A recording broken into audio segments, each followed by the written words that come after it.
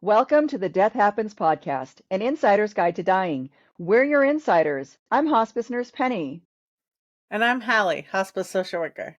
Well, Penny, we've made it through season 2, and we're going to do our wrap up today. Right on, right all the way through season 2. Here we go. And fun fact, today we're going to practice doing this without any edits or cuts because for season 3, that's going to be our focus. It's going to be more of that coffee table, counter, kitchen talk where we're all just sitting around chatting instead of a more formalized interview style. Right, like a party where everybody gravitates towards the kitchen and then we all sit on the counter and drink beer. Those of us who don't drink beer don't drink beer, but You can have a cider. it's the classic party, right? It Yes. always moves into the kitchen. That's what we're going to do. There we go. Well, let's talk about our first guest. We had Cody Hefstedler. He is a chaplain, palliative care chaplain, as we all remember. We love Cody.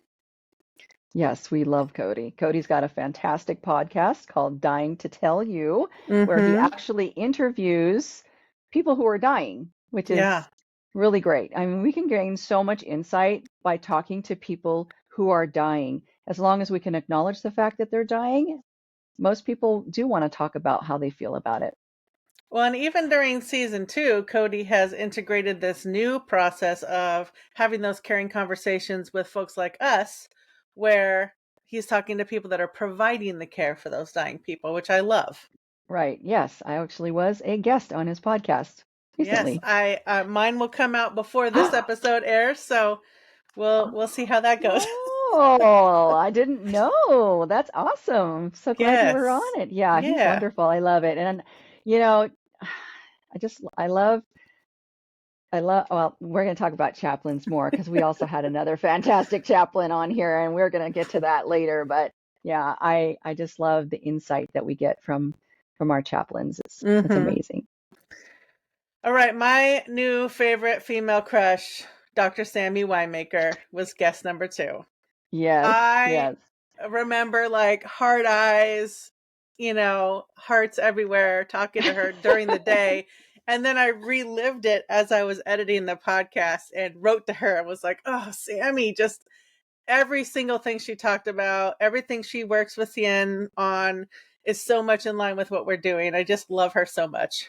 I do too. I do too. She's one of probably the first people that I really started kind of having what do they call it? A parasocial relationship with through TikTok. Just immediately loved her videos. She's just got such a calming presence and she's so smart and just not just smart, like not smart, just smart because she's a doctor and she's trained and she's skilled, but wise. She's just so wise from her role in palliative care. And the book is amazing. And also, spoiler alert, there's a workbook coming out.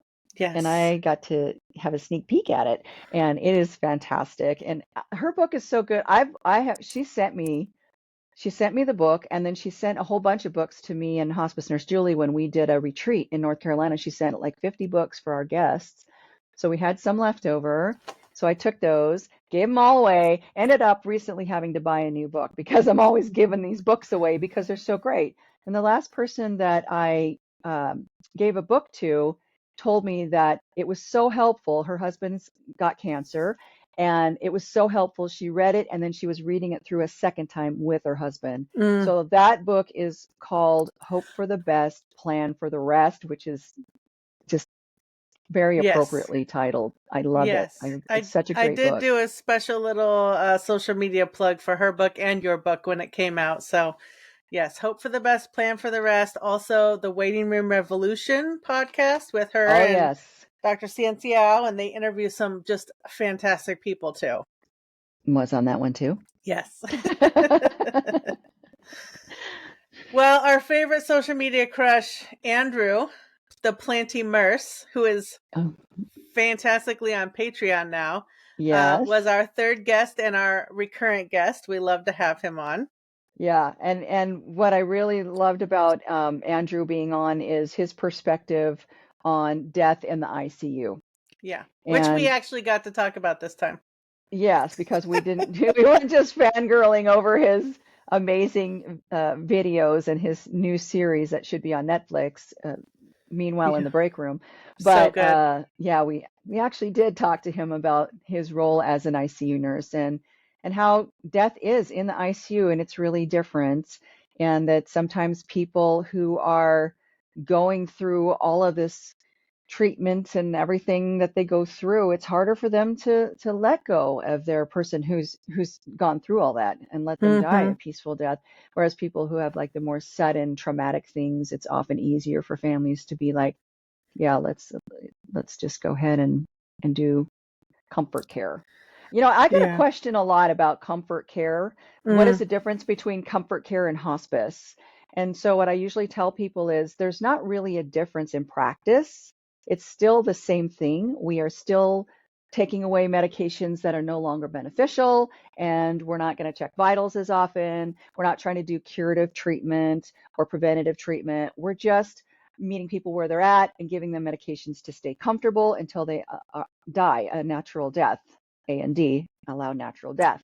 The difference is that hospice is a program, and if you're on comfort care in a hospital, you're not getting the hospice program.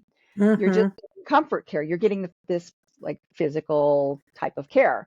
Whereas hospice, if you're on a hospice program, you get the comfort care, but then you also have the additional services that hospice provides. So the chaplain, the social worker, the aide, the nurse, more eyes on the person, in which is what I really like. So, especially in a nursing home, and they do comfort care in nursing homes too.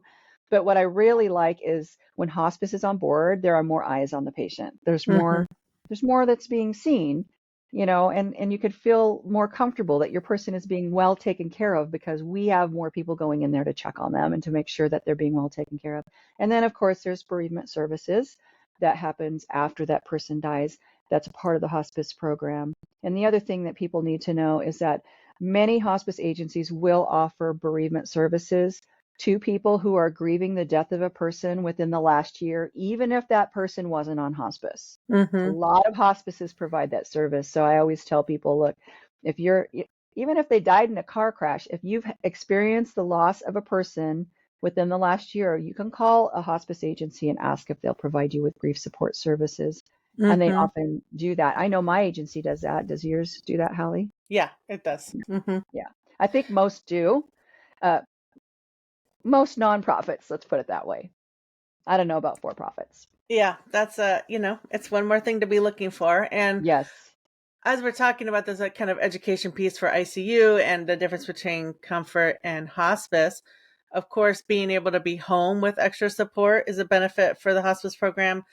And remembering that hospice is not just support for the patient, it is support for the family, for that circle of support that is keeping you, able to be home or at a facility or whatever. But they're getting the support too. It's that holistic care.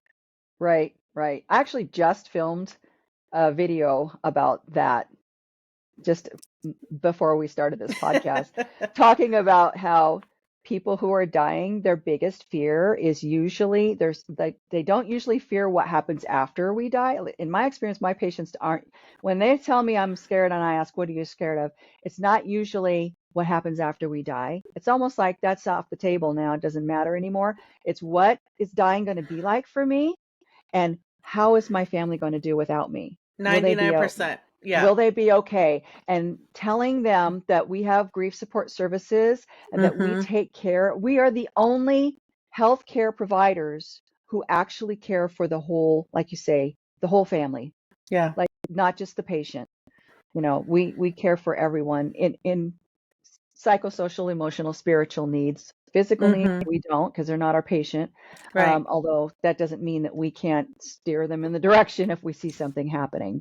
Yeah. Um, but that's what I love about hospice is that we do so much more to ensure the patient's comfort, not just physical comfort, but emotional and spiritual well-being at the end of their life too. Yes. Let's hope that nothing changes about the Medicare benefit on that, but we won't talk about that today. We Oh, won't talk about that no, today. don't get me started. The other thing I recently learned about was the statistics that hospitals have to deal with.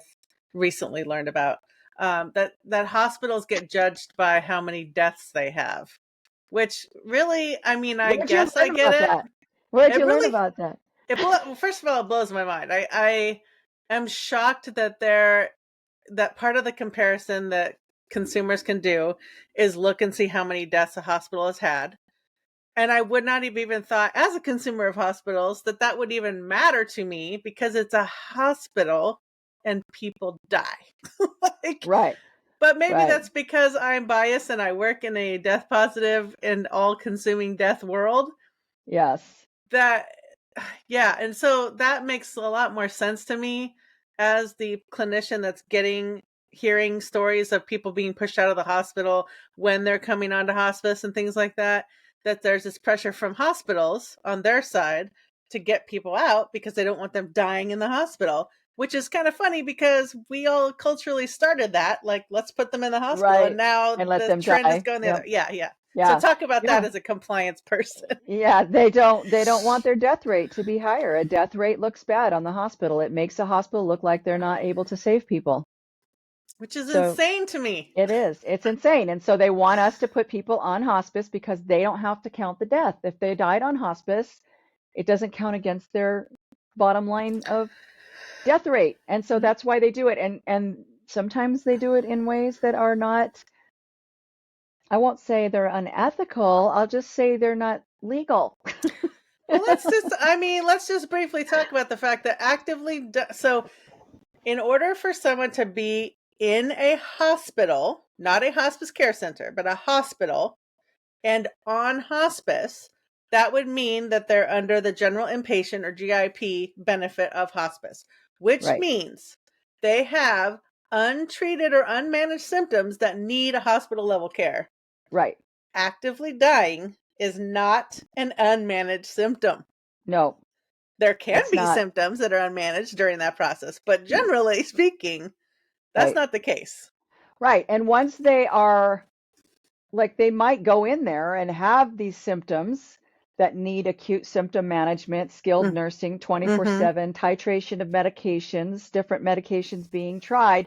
Then we get them comfortable and now they're actively dying. They don't meet general inpatient anymore. And Yeah. it's a slippery slope because we don't want to put a person who's actively dying in an ambulance and send them home. Yeah. That would be unethical. We don't want to do that, but Yeah. yet we're also told we're not supposed to be able to bill for general inpatient when they're in the hospital actively dying and they're not meeting that eligibility requirement. And so it's fucked up is what it is. And I it's mean, it I'll save the soapbox for later because we don't have time to get into the whole trauma of having to tell families, yeah, there's nothing I can do. We don't provide caregiving, and I know you can't afford it, and there's no one to do it, but they're just going to have to yeah. stay home with limited resources or revoke hospice support and end up in the hospital, which is terrible because there's nothing to keep them there. Okay. I'm backing up. I don't want to get into this. I know because I'm just thinking about how we had this glimmer of hope that there was gonna be caregiving as a part of the Yeah. Medicare, but that's not the direction we're going to be going now Yeah. because we don't have the same administration that cares about people. This will be our kitchen countertop discussion for next season. We can talk Yes, about this more. yes. Back to But the yes, back to Andrew, our favorite planty Mars. He's amazing, continues to do thought we amazing. were. I Yeah, forgot we were even talking about Andrew. We're only 3 in right now. We have I how many more? know. Gotta That's go. okay. Actually, the next one is just us. So episode 4 Oh, was us talking about deathbed phenomenon, which I think right. is everyone's favorite topic when they're listening to death providers. Yes, yes. So you'll have to listen to that because we're not going to recap that one. Yes. Go back and listen to that one. Yeah, that was Yeah. episode 4. Episode 5, we switched gears a bit. We did something that maybe was unexpected. We talked to Susie Singer Carter. Am I saying her Yep. name right? Yep. Yep. She is many things. She's an actress, she's a producer, she's a writer, she's a podcaster, and she is an advocate for folks, particularly in the long-term care arena. Right. Yeah. Yeah, that was a very enlightening conversation. And, she did have a terrible hospice experience with her mother. It was not good. A lot of Mm-hmm. that had to do with the nursing home her mother was in. It was during COVID too, which Yeah. added on some more layers of difficulty. But she came to find out that the hospice agency was owned by the same corporation that owned the nursing home. And so they had some practices that were, again, unethical is the word that comes to mind. Yeah. And she had a terrible experience with that. And Mm-hmm. the important takeaway from that, I think that people really need to understand is that you have rights as a Yes. hospice patient. You have the right to transfer to another hospice agency if you are not happy with the one you have. There's always going to be an ombudsman or a state number that's provided to you when you have your person go into a nursing home that you can Mm-hmm. call with your complaints. You should call the state. All nursing homes are regulated by the state and you can complain. I've Mm-hmm. actually done that. My mother-in-law's in a nursing home and I have called several times and complained to the state and they've investigated. Mm-hmm. And you do have rights. You have the right to revoke hospice at any time. And Yeah. and take your person to the hospital if Yeah. that's what you want to do.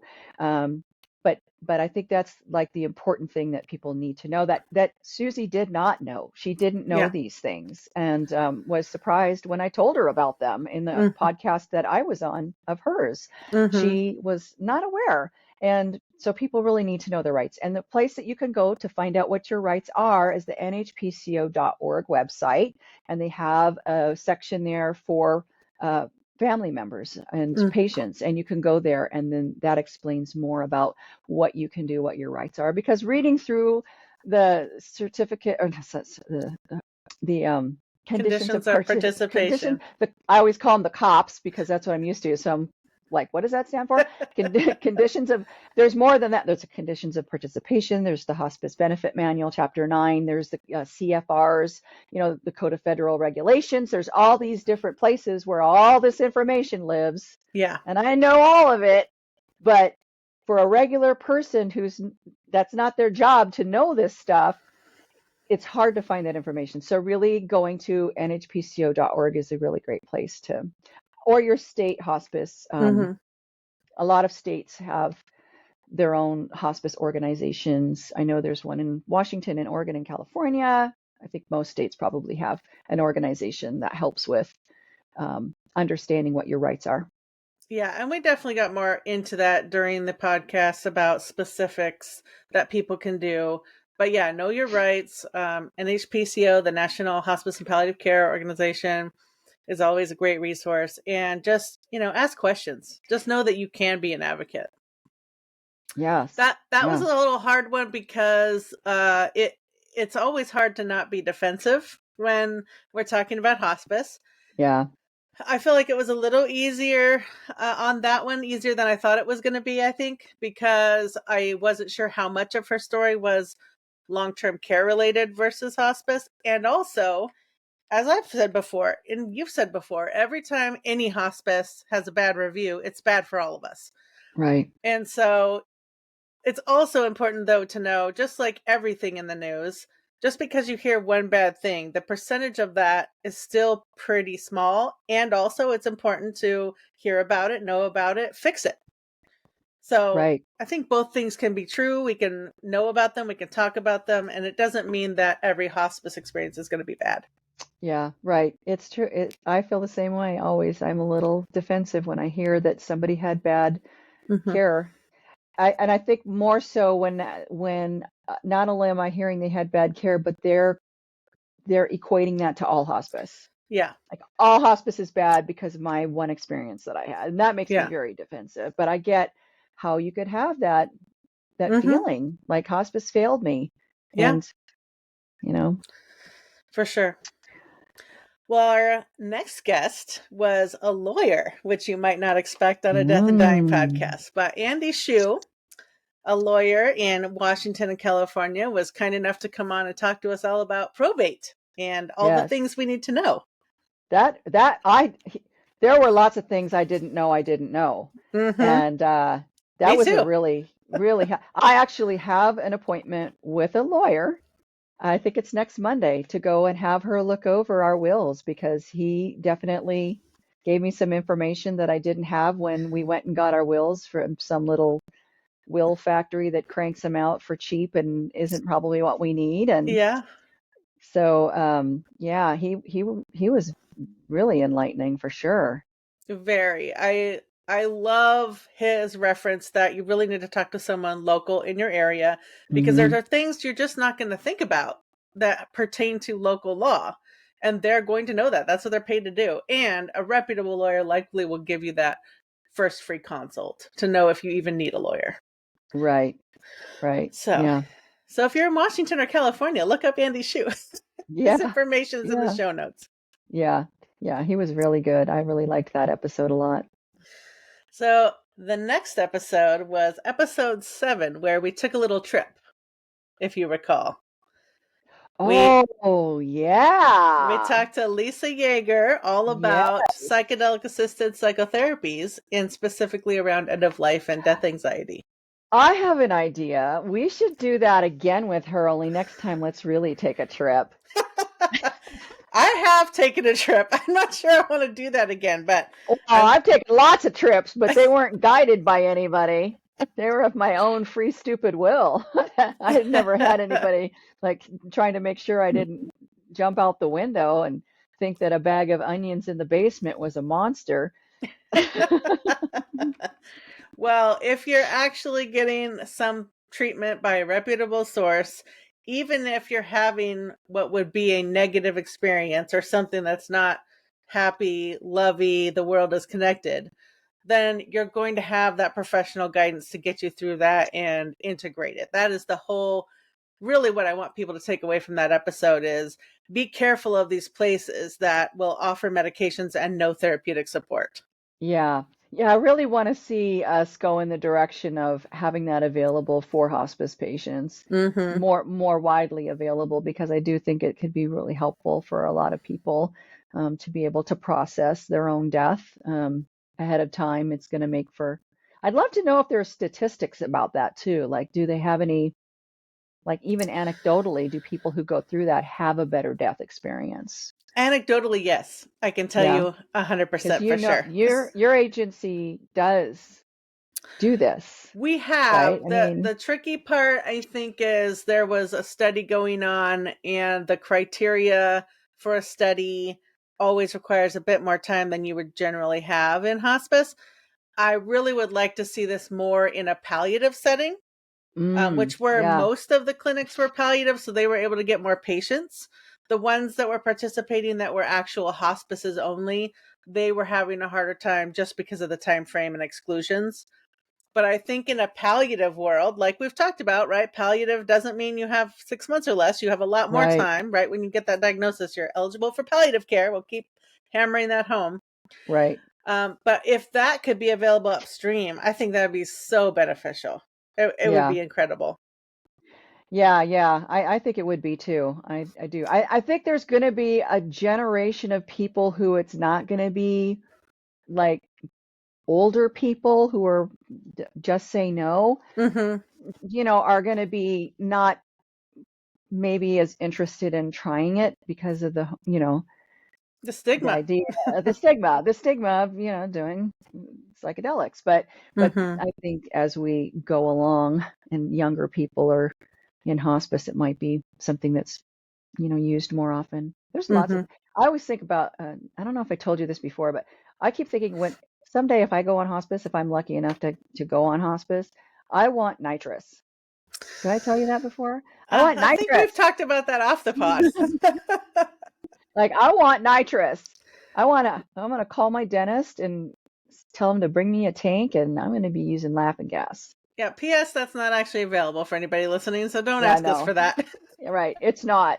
It's not. But they do carry it on ambulances.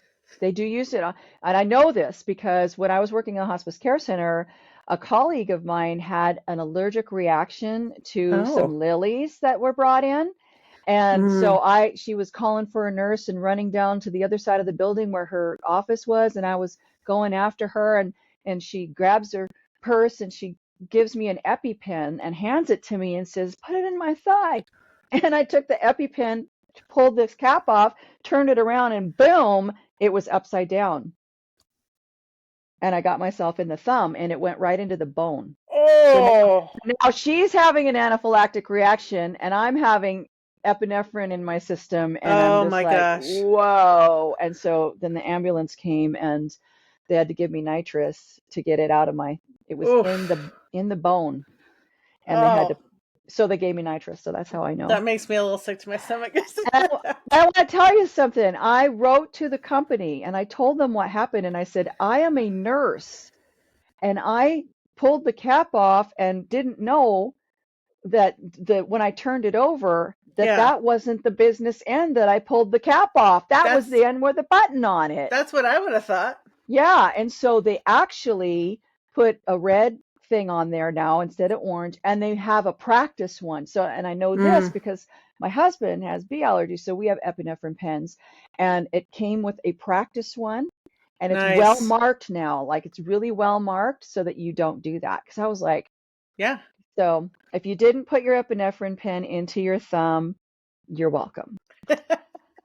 I Well, fixed thank that you. for you. I That fixed it. that's yeah, I would have thought the same thing. The cap is the part So. with the pointy part, you know? Yeah, I know, right? And then I had to go to urgent care because so the doctor when he pulled it out, he was like, massaging to get the because what happens when you put epinephrine in is it cuts off the circulation. Oh You don't want no. to put it, yeah, you don't want to put it in your, so there's a chance you can lose your thumb. So, he did this for a long time. He was like, keep an eye on it. If it pinked up, and he says, but if it loses its color, go to the urgent care. And sure enough, later that evening, it started turning white. Oh So my I gosh. went to the urgent care, and they had to inject it with something that restored the circulation to my thumb. Yeah, it was an ordeal. That's an Not my insane finest story. moment. I know. But look how much you're educating people on this. This is important things to Right. know. Yeah. This is why we And talk about it. fixed the epinephrine pens. Yes. Thank you. All right, our next episode, episode 8, was just us again. We were talking about the end of life process and specifically around diseases that may be considered self-harm by some. Yeah, and I think that's a great episode to watch too. I just saw somebody that's supposed to be potentially heading up the Department of Health and Human Services speaking to the fact that people who smoke cigarettes and give themselves lung cancer shouldn't be a burden on others in society by costing the medical system more money. And I was just like, Wow. that is like not cool, buddy. That's not cool because people, especially when we think about the tobacco industry and how in bed with the government they were and why people smoke and how addictive it is. And yeah, it's like, anyway, yeah, we don't blame people for their diseases. We don't blame them. We don't blame them. We listen Addiction and we don't is, judge.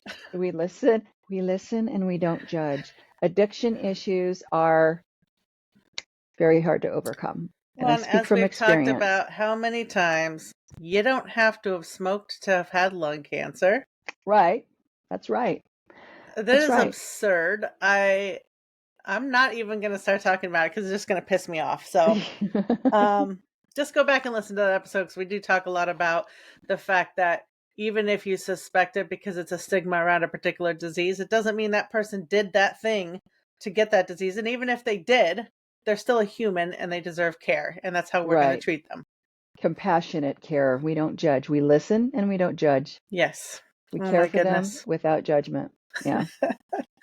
Well, I am emulating our next guest, the Spitfire side of things, which is that Spitfire nurse. I want to have Em on again sometime when I'm not having to record from my studio, which I did. I believe we had I think we had snow at that time or something, and I couldn't get down to my studio, and it was a technical fucking disaster. So Every season, there's at least one. That was the one. yeah, oh, Yeah, and poor M. she's so adorable and lively, and I'm just so sad that I had to use still shots for the YouTube video for that because it was a disaster.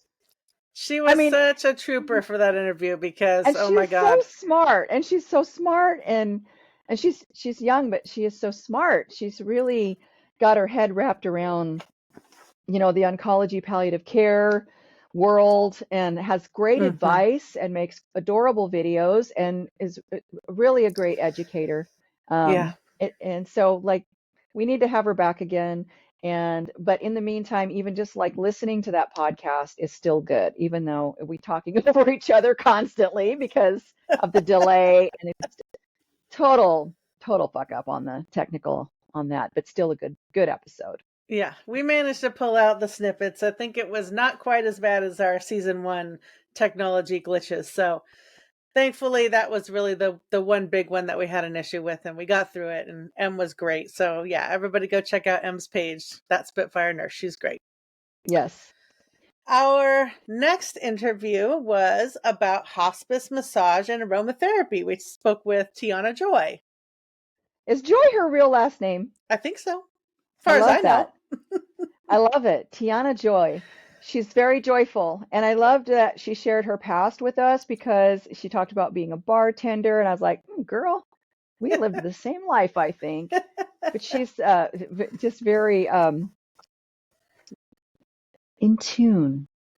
I Yeah. would love to have her.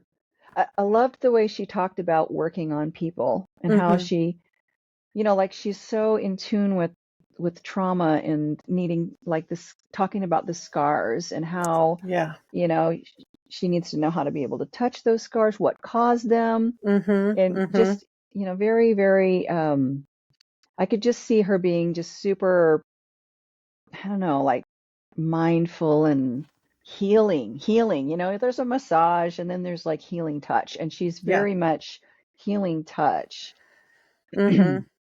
And I think that discussion was really informative for folks that have not experienced the integrative therapies that we can provide through hospice. And not all hospices have everything at their disposal. So that's an important thing to ask when you're looking for what's available.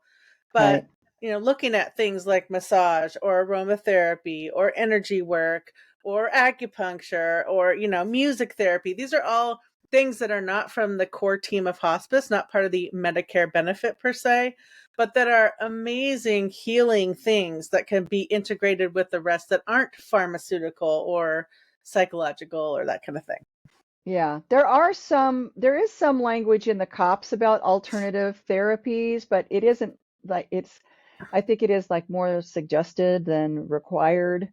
Some Mm-hmm. things are required, like PTOT, SLP, speech language pathology, not for restorative, but to help people meet people where they're at with, Mm-hmm. like the OTs are great about what kind of assistive devices do you need, that type of thing. Those are like more like required, but then other therapies, comfort therapies, are like nice to have.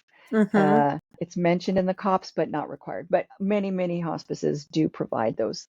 A lot of times with Yes. volunteers, a lot of Mm-hmm. agencies use volunteers for that. So yeah, Or if you're or shop foundations. or foundations, yeah, if you're shopping for a hospice, and again, just a reminder, you get to shop for a hospice. You don't have to go with just one that was you were referred to. And you can look at the Medicare Compare website for a hospice agency. That's a question to ask. In fact, Mm-hmm. I need to add that question to my website because I do have a list of questions that you should ask, and that's not one that's on there.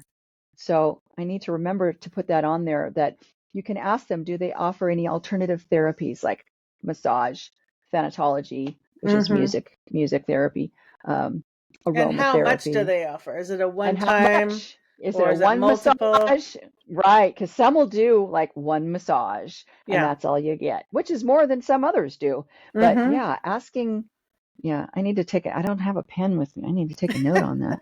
I'll make a note for you. Put it in my vault here. In the Well, vault, out the vault.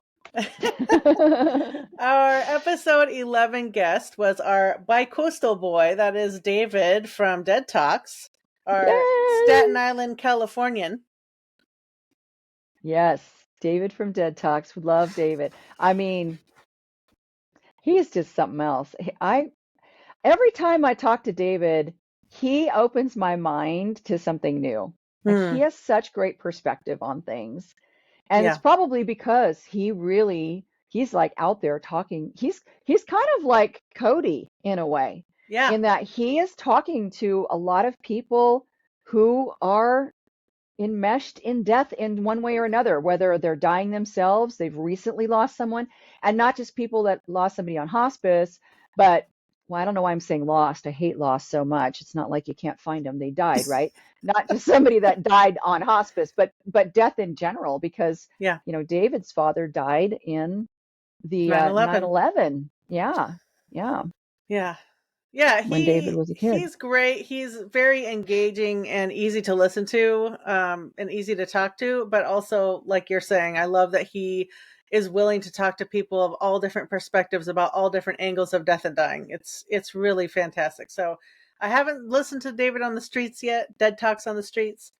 But I have listened to some episodes, and just really always a great perspective and great interview. Yeah. Well, he's the right person to be doing those interviews because again, he opens my mind and which tells me that he's very open-minded, Hmm. and I know that he is. And so it's just so interesting because he just asks great questions of his guests. He's really Yeah. good at that. I really Hmm. like that. All right. Our last interview is your other favorite chaplain. I That is, mean, I'm telling you, if Hank was single and if I was single, I mean, I am very and I have always loved Hank, and his books have been in the hospices that I've worked at, so I've known about him. And then he reached out to me probably a year after I started doing social media and wanted to have a Zoom call and just meet with me, and we talked. And but I didn't really get to know him like I now know him until we had our podcast with him. yeah. And I love that guy. I And it's mean, Hank Dunn, right? I don't have it in front of me. Is his yeah, last name Dunn? Yeah. Hank Dunn, Yeah. Hard Choices for Loving People. Hmm. Oh, Penny's going to go get the book here. Yeah, Hard Choices for Loving People. And then this is the other one he wrote called uh, Light in the Shadows, which is meditations while living with a life-threatening illness. Hard Choices for Loving People I have at home. Yeah. S- I mean, he is a pioneer, and just like Barbara Carnes, he is a pioneer when it comes Hmm. to hospice care. Wise Yes. beyond words. Wise beyond words. I mean, the guy he's incredible, and his book it's timeless, and it's Yeah. interesting because what he has written about is still relevant today because things haven't changed enough in healthcare Yeah. for us to stop doing everything, and he Yeah. just it's so good. His book is a great book, like a companion to, I think, um, Dr. Sammy's book, Hmm. Yeah. Hope for the Best, Plan for the Rest. Those two books go together good because they really guide people to ask the right questions and to have more knowledge about what it is that's happening. Yeah, I agree. And he's also a great example to people of what a hospice chaplain can be, that it's not this religious, you know, I'm going to go proselytize to you situation that people imagine that it is. Yes, yeah, that's the other thing too, because he's strong in his own faith, but Hmm. he's like the ideal chaplain. All chaplains should be multi-denominational in their practice. That's a Yeah. requirement to be a chaplain. You have to have a Yeah. master's degree in divinity to be a chaplain. So you might practice a faith, but you have to know everything about every other faith. That's a requirement. Yeah, So, their real requirement is to meet people where they are, just like we do. We don't have to right. have the same philosophy. We just have to be there to guide you through end of life. Exactly, exactly. I would love for him to be my chaplain if I was on hospice. He would be him and Cody, because Yeah. Cody, same thing. I get the same. And They and both have the same vibe. don't They both forget have this. Steven from last season. Oh, and Steven, yes, that's right. But they all have the same. I mean, and all chaplains do have the same vibe. It's not about, Yeah. I'm going to tell you what you're going to believe. Hmm. I'm going to take you where you need to go. I'm going to meet you where you're at, and Yeah. I'm going to serve you how you best are served. Yes. What's best for you. It's so like, yeah, I love those guys. They're Yeah. so great. The We've chaplain had some services. premier hospice chaplains on this pod. We have. Yeah. And the thing about chaplains too, and I've got another one for next season, by the way, But the thing about chaplains is, Or spiritual care. I know we talked about that last season, but calling it spiritual right, care too. spiritual care, like let's stop calling them chaplains, but it's spiritual care, is that, you know, they're so underused. They're underutilized. In hospice, Yeah. people just decline the chaplain services before they ever meet them. Mm-hmm. And so if I could have everybody who's watching or listening to this pod have one takeaway, it's this: meet the chaplain.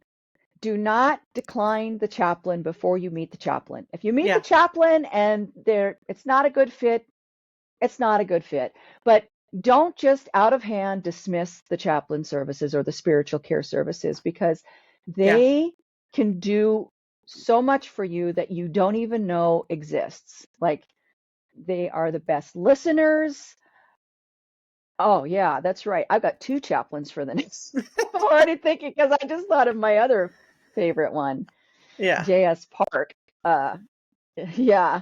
So, I mean, I've never met a chaplain that I did not trust completely to be somebody who I would want at my bedside if I was dying. And I Mm-hmm. am very anti-religion, and I am probably pagan, agnostic, Buddhist. I don't know. And every chaplain I've ever met, I would say I would trust them at my bedside Yeah, to for sure. not proselytize. Well, and again, just like the rest of the team, don't forget that they're also there for the circle of support. Yes, So, exactly. Exactly. They're yeah. there. And if you're dying and you're the hospice patient and you've converted and you're Jewish, but your mom's a Catholic and your dad's a Christian, the chaplain can serve all three of you. Mm-hmm. Probably not at Exactly. the same time, but Or find a way to compromise to serve the or patient's needs. compromise. Yeah. Ah, yes, they could probably do that.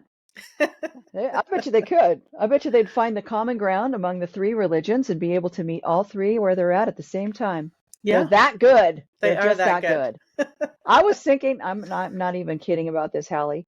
I was actually thinking about going back to school to get a master's in divinity and be a chaplain. I think you'd be great. I was recently thinking about that. I don't know. So I have a bachelor's right now, so I'd have to, you know, I'd have It's to a go lot of back to school. my master's. It's a lot of school. I'm old. I'm an old lady, but hey, I'm retiring soon. I got nothing else to do with my time. Oh, Make I don't TikToks. know about that. All right. Now we've talked about our guests. Now we're going to talk about you, Penny. So during this season, you have finished and released your book. So tell us about your book.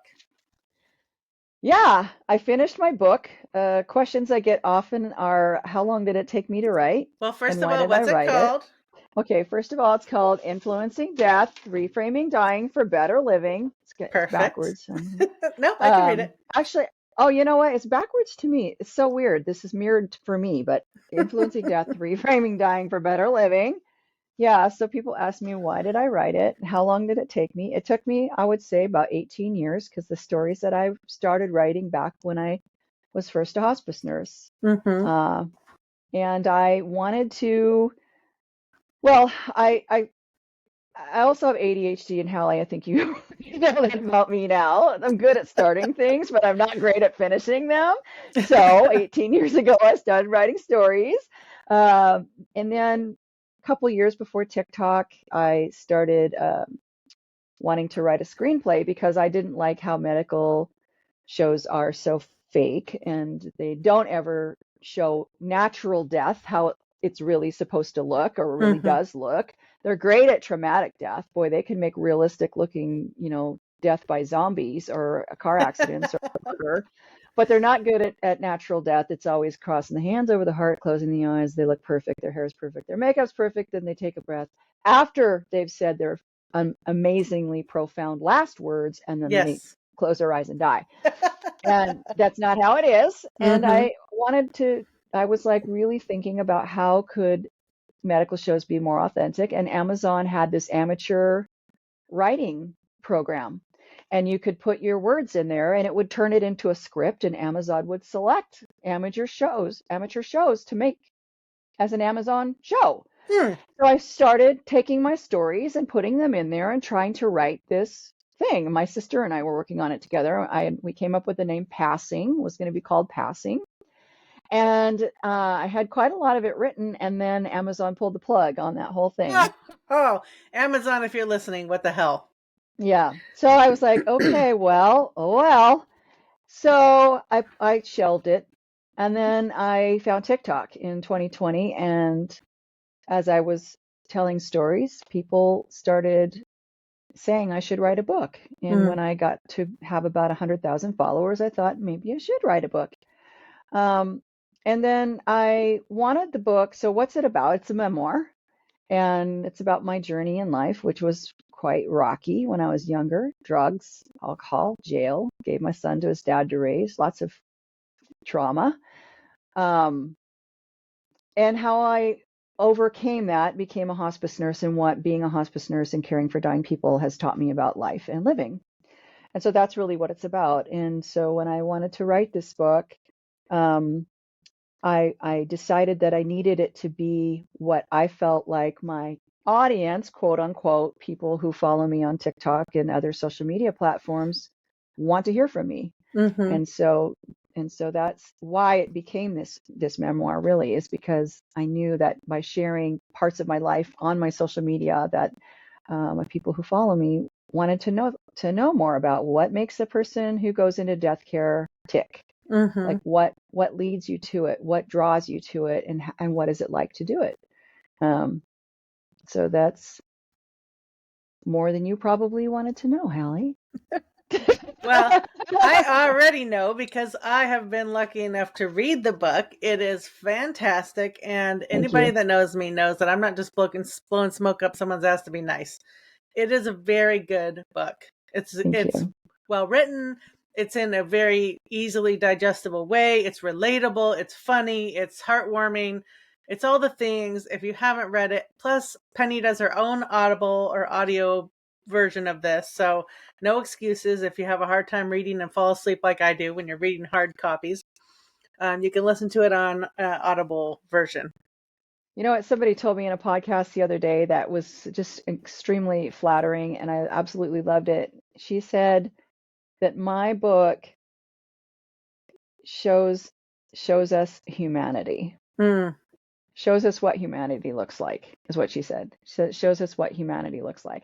And I just loved that. I just thought, wow, that was so flattering. I mean, it's the highest compliment, I think, because I believe that's what I was really going for without ever really in my mind thinking I want this book to be about yeah, human nature and humanity. Um, and then like I knew that I think that's what I was going for, but I didn't have those words to describe it. And so I just was like, oh, I love that. She said that. yeah. Well, anything else you want the people to know about? Assuming the next time we start recording for season 3, there may or may not be a TikTok. So find everybody on the other Oh, platforms, I yeah. Oh my guess. gosh. Yeah. Instagrams. Oh, so I'll do mine, then you do yours. All right. I'm on Instagram. I'm on TikTok if it's still here. I'm on Instagram, YouTube. I'm on Facebook. I'm Hospice Nurse Penny everywhere. I'm also on Substack, which is what I consider my Hospice Nurse Penny unfiltered. Um, Yes, I've noticed. and I'm Hospice Nurse Penny there too. I'm a Hospice Nurse Penny on Red Note, just to be defiant of our government. And I'm not really posting that much on there anymore because people keep telling me I need to put Mandarin subtitles, and I don't know how to do that. And I have a website called hospicenursepenny.com, and you can find information about everywhere that I'm at and my book on that website. I should have started with that because that would have been a lot shorter. Take it And away, Hallie. on that website, you also have other helpful links like the NHPCO that we were talking about earlier. I do, yes, yes, and Medicare Compare, and what to ask hospice agencies to interview them, and it will soon have the question when Hallie reminds me to put it on there. Do you offer comfort therapies? Yes, yes. All right, Hallie. For me, I tried to be hospice Halley, Halley, everywhere that there's a thing. So TikTok, Instagram, Blue Sky, Substack. Although I'm going to be on Facebook. I'm going to be honest though, I'm not really posting a lot right now. I was posting quite a bit, and then, you know, You the got mad at world. Meta. Well, I did get mad at Meta and also the world. And Yeah. it's, it's exhausting. I am working full time. Not that that's an excuse. I know you're working too. But it's sometimes you just get in a funk and you don't really want to talk about it because it's not going to be positive. But or I have times where I'm thinking, oh, that'd be a great thing to talk about, but then to sit down to film it, to edit it, I mean, that stuff takes time. It's not just a easy, like we have long form chats on podcasts. So No, the actual it's short hard. clips are much harder and they take a lot more time. And so I don't do it, but I should get back into it. I know people Well, want and other perspectives. we're losing our editing programs if TikTok goes again. CapCut's going to be gone, and I know yeah, there are other ones, but yeah, I don't know. Yeah, we have to learn them. I know it's going to really be hard if TikTok goes away. I want it to go away. I know it. I might have to move to Canada. And I literally could just drive across the border and create a. I've thought about it. I mean, it's not far from it's 40 minutes to Grand Forks, BC. Yeah. I could go Yeah. there and I can like find an internet cafe and get I guess you have to have like a Canadian email account Hmm. and a Canadian VPN and make TikToks in Canada. I don't know where, going to Tim Hortons. And do you mind if I set up my tripod, my ring light here? I just want to do a couple little TikTok filming. That's funny.